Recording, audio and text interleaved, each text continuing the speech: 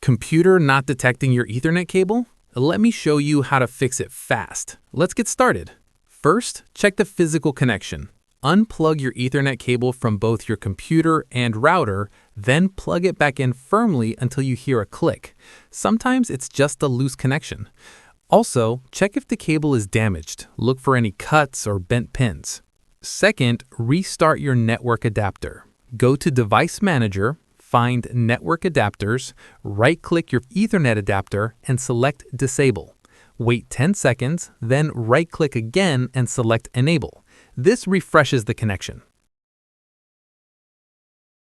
Third, update your network drivers. Still in Device Manager, right-click your Ethernet adapter and choose Update Driver. Select Search Automatically for drivers and let Windows find the latest version.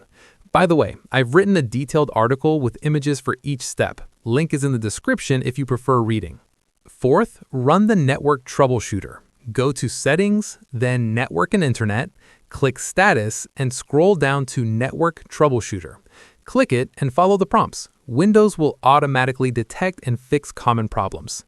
Fifth, check if your Ethernet port is enabled in BIOS. Restart your computer, press F2 or Delete during startup to enter BIOS, find the Integrated Peripherals or similar section, and make sure the onboard LAN is enabled. That's it. One of these solutions should fix your Ethernet connection. If this helped, give it a thumbs up and subscribe for more tech tips. Let me know in the comments which solution worked for you.